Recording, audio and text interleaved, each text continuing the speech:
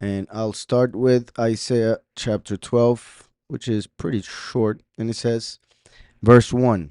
And well, remember the previous chapter we read, it revealed the coming of the first and the last, referring to them as the root and the branch. So both first and last mentioned in the previous chapter, like I already said, just like in chapter 7, we read of the coming of the first through a virgin, and then in chapter 9, the coming of the last through a regular relationship between a female and a male.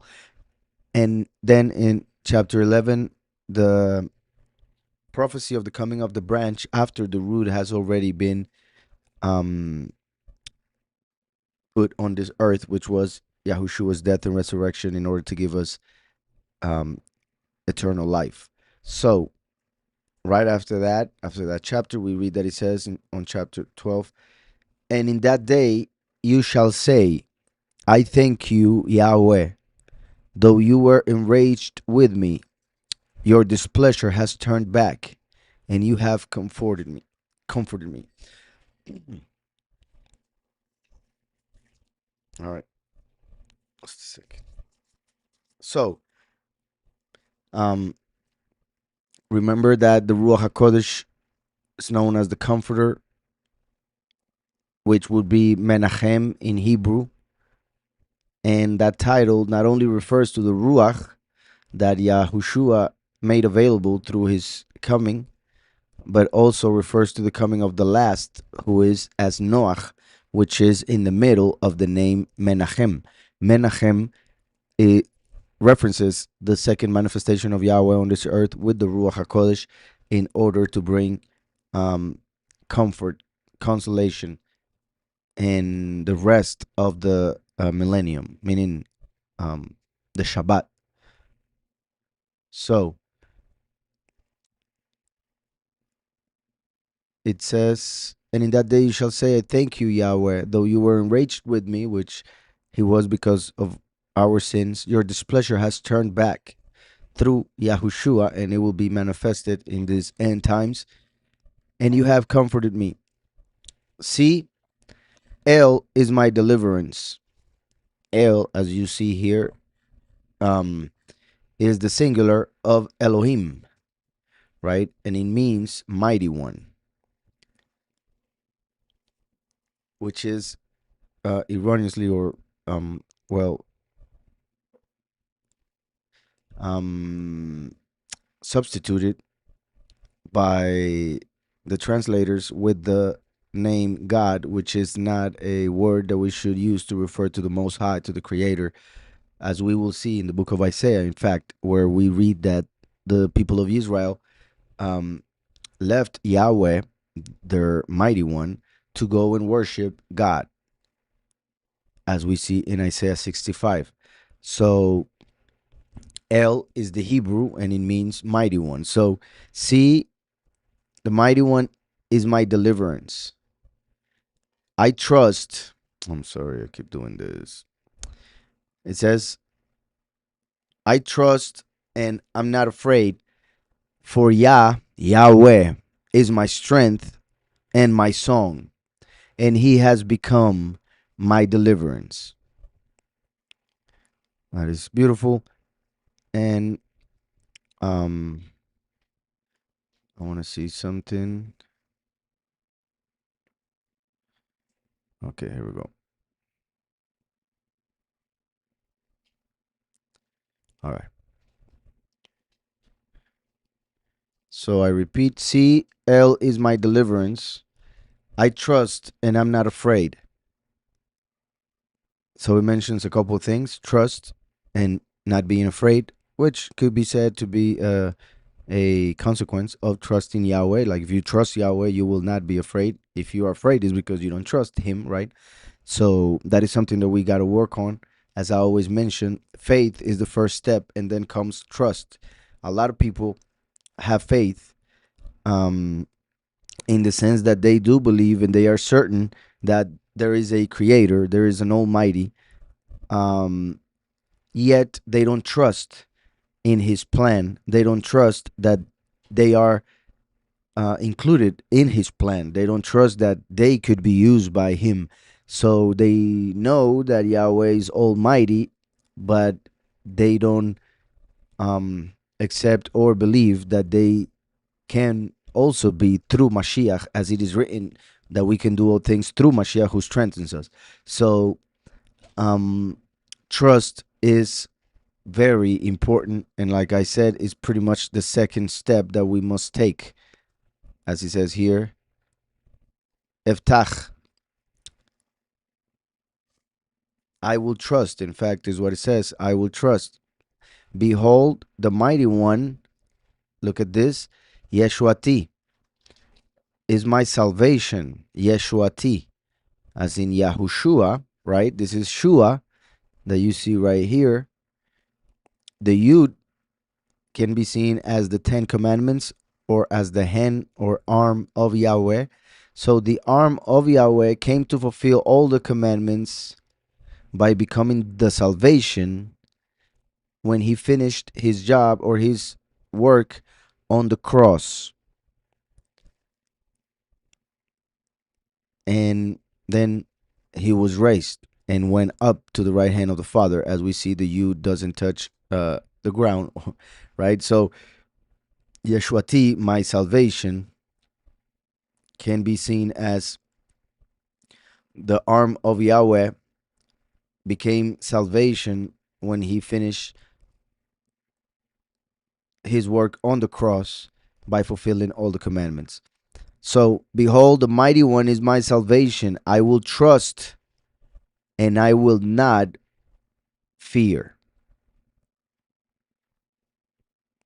Now, how interesting. Like, this is, I will not fear, right? This is from pachat, the verb pachat. Let me show it here on the concordance real quick. I will not be afraid. So, the verb pachat, right? As you guys know, or may know, in Hebrew, the word echad means one, and Yahweh is one. So here we have echad, right? So Yahweh is one, and we must understand that He is one, and that means a lot. It doesn't just mean that He is unique, which is part of it. It means that there is only Him. It means that we need to understand that every single thing that happens, one way or another, even if it's through the free will of a creature made by Yahweh, Yahweh knew that decision through whoever free will, um, whatever happened. So Yahweh is able to get his plan, which he planned from the beginning, get the goal that he went for, even after the free will of all his creatures. So what I'm saying is that he is one in the sense that every single thing that happens because he wants it or allows it, being part of the plan. Remember that by saying he wants it or allows it is pretty much what I mentioned, the perfect will and the permissible will, right? He wants us to do certain things, but people have permission to do otherwise, which is pretty much free will. Doesn't mean, and when I say permission, in the sense that he allows it, not that he's letting everybody go and sin and he wants everybody to sin. No, not like that. But the fact that he allows people to do something that goes against what he actually wants. But even so, he is so powerful that every single decision that people make against his perfect will eventually will lead to his perfect will. So he is one, and therefore everything that happens because of him, for him, by him. So going back to Isaiah, see, El is my deliverance. I trust and I'm not afraid. So when we trust, we shouldn't be afraid. If we are afraid, it's because we are not trusting. And it's understandable, it's part of it, but we need to grow in trust. So I wanted to show here how it says, I will not fear. You see how it is efchat. So the word pachad, which is the Hebrew, he feared, plus the aleph, which makes it future, masculine. Um, so third person. I mean first person, future masculine. So I will. It would be I will fear, but here we have the no, the law. I mean law, which is no. So I will not fear. But what I want to show is that you see how this would be pretty much echad if we take out the pay. If we take out the pay, that is echad, right? But if we add a letter pay, which is a mouth right there as the second letter, it becomes I will fear.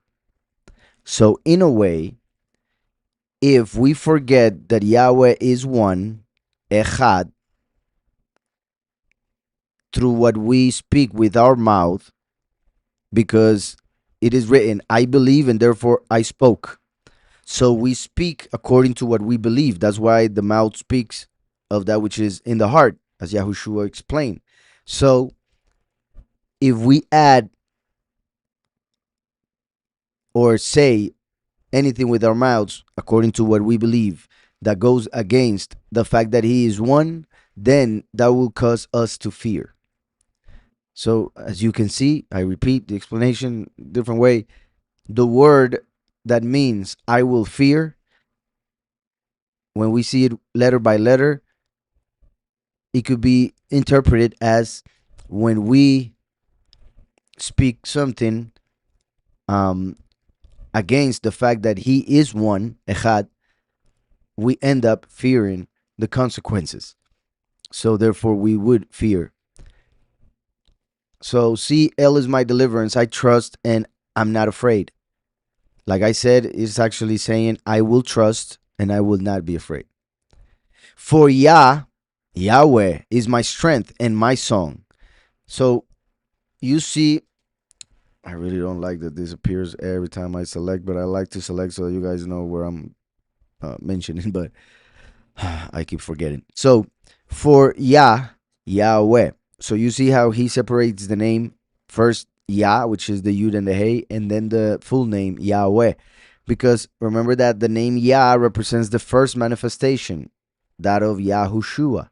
And We or Yahweh represents the second manifestation, that of the last. So Yahweh, first and last. And then we have that it says, my strength, my song, first and last. Yahushua is the strength because we can do all things through Mashiach who strengthens us. That's why he is the arm, right? He is the arm. And then my song. The song is the last, who is like David, who sang the Psalms, and who will bring the goodness of Yahweh and the peace and the shalom for the millennium, and therefore makes people sing my song. And he has become my deliverance. Again. And he has become my deliverance. Again, you see, Le Yeshua. A little bit different this time. And he has been for, it says, and he has been to me for salvation. He has become for me uh, for salvation. And I repeat the for because of the lamet. So, interestingly enough, I already mentioned how it says Yahweh, first and last. The last would be that second salvation, for the first is this salvation, right? Behold, the mighty one is my salvation. And I already explained how the Tav is a cross. So you see how in this my salvation, Yahushua, Yahweh saves, there's a cross, for there is a letter Tav. Then he says, I will trust and I will not be afraid. Through Mashiach and because of Mashiach, we trust. We trust that we've been forgiven. And therefore, when it comes to the end of times, when the last will manifest, we will not fear. All right? If we trust in Yahushua the first, we should not fear in the end times when the last manifests. And what does the last says or teaches? The fact that Yahweh is one, Echad. And I say that because remember that Yahushua came as the love of Yahweh. For so loved Yahweh the world that he gave his only begotten son so that we may be saved, right? John 3:16. So Yahushua is love. Remember that love in Hebrew is the has the numerical value 13. Echad, which is one, I already mentioned, also has the numerical value 13, as you can check on our calculator for gematria. 13. So if I add love, which is ahava, we have another 13, which makes 26. And as you guys know, 26 is the numerical value of the name Yahweh. So Yahweh, as in Yahweh half and half. Numerically, it would be 13 and 13, but just in case, has the numerical value 15. Where would be the rest, right? 11. So, going back to the verse. So, here we have Yeshuati, my salvation with the cross, as in through Yahushua. If we trust in him, in his sacrifice, then we should not fear the end. When the last will manifest to reveal that Yahweh is one and he will become one. That's why we read in Zechariah 14:9 that in that day Yahweh will be one and his name one. So 13, 13, 26. First and last, 26th. Yahweh. Yahweh. And then he says, because my strength and my song is Yahweh. So my strength goes with Yah, which is Yahushua, and then the song with Yahweh, the second manifestation. And then he says, and he will be for me for salvation. So a second time, a second salvation, right? And this will be the coming of the last, who comes as the good shepherd, the hand of Yahweh, who reveals the salvation that he gave through Yahushua, being the fire, the consuming fire, during the 6th millennium as the Son of Man, coming to give the water of life and to see the condition of the world, for he is the witness, and then reveal to Yahweh what is that, right? That testimony that he has to give. Also, we could say to reveal the true doctrine. All right, so verse 3. And you shall draw water with joy from the fountains of deliverance. Confirming what I just mentioned. You shall draw water, the water of life, the water of Yahushua. And what did I mention? That this letter Ayin was the fountain of water that gives revelation. Remember that Ayin is an eye, but it's also a fountain of water. And you see here, Ayin. It says, Mi ma'aynei.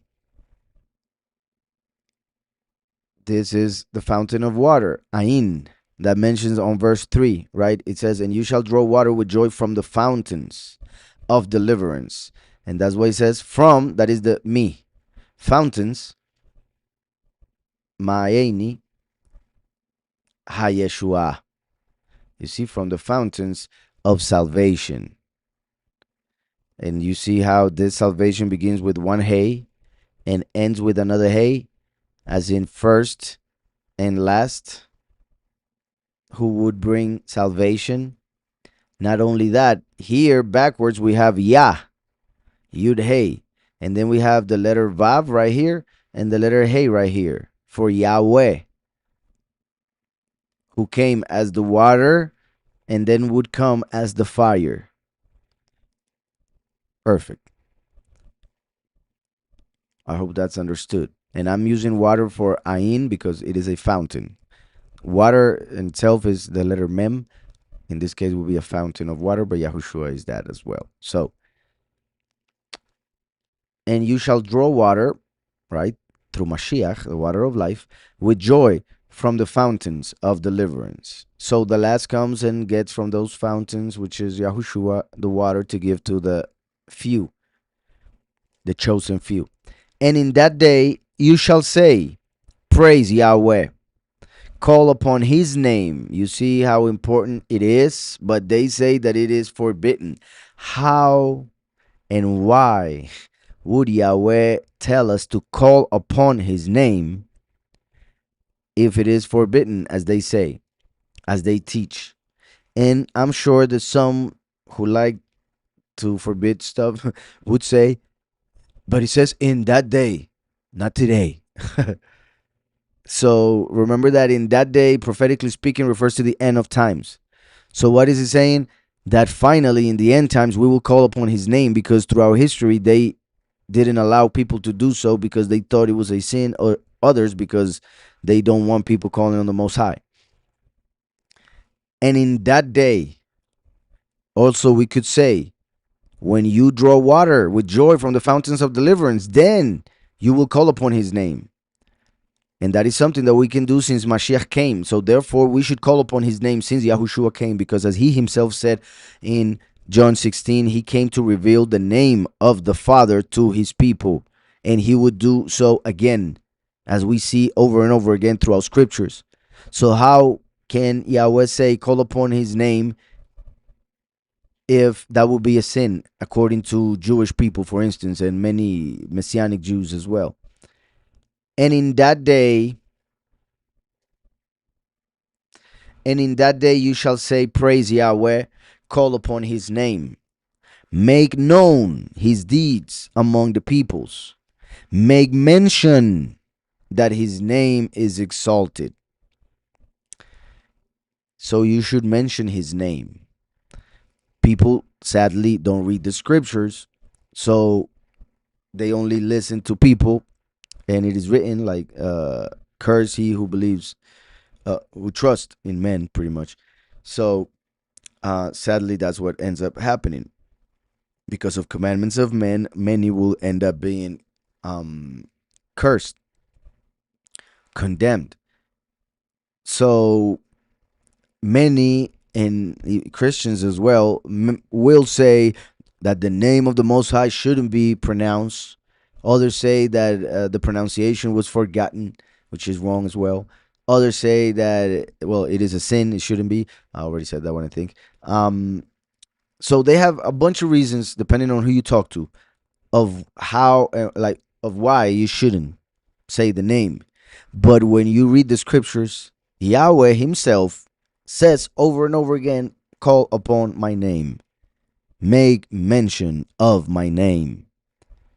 So it is like saying, like, it is saying right here, make known his deeds, right? When you talk about someone's deeds, mainly if it's something like amazing that somebody did, the most important thing will be to say his name, so that people know who is the one we're talking about, who is the one who did those amazing things that we want to discuss, right? It wouldn't make any sense to say, oh, there's this person who did this and that and this and that, and he can save you and give you life and whatever, but I cannot tell you his name. I'm sorry. That would be pretty mean. So um the first thing, like, in fact, like, let's say when a wife is telling something to the husband, right, a story from work or whatever, normally they may start going at it like, oh, so this person did this and that, and then went and did that, and you got to go back and say, I'm sorry, who was it? Okay, then tell me the rest of the story again, if possible, right? Because of the name, it's so important for the mind of men to already have identify who is the one we're speaking about. So in this case, Yahweh himself is telling us, Make known his deeds among the peoples. Make mention that his name is exalted. We need to talk about what he has done and tell them who is him, like what is his name, so that his name may be exalted, so that people may say, oh, so Yahweh is good. Yahweh is the greatest. Yahweh is the most high. Yahweh is one. There's none like him. So in that day you shall say, praise Yahweh. Call upon his name. Make known his deeds among the peoples. Make mention that his name is exalted. Sing to Yahweh, for he has done excellently. This is known in all the earth. So all the earth will see and recognize finally, because as we also read previously, remember that Yahweh said that the whole earth will be filled with the knowledge of Yahweh as the water covers the sea. The same way, the knowledge of Yahweh will cover the earth. So in that day, sing to Yahweh, for he has done excellently. This is known in all the earth. That's verse 5. Zamru. Cry aloud and shout, O inhabitant of Sion, for great is the set apart one of Israel in your midst. So you see, referring to when the last manifests and everything is fulfilled, and then his presence will remain in the midst of his people. For great is the set apart one of Israel in your midst. So, as he promised, he would come to the earth and remain on earth with his people. And that will be a wonderful thing. So that's how the chapter ends.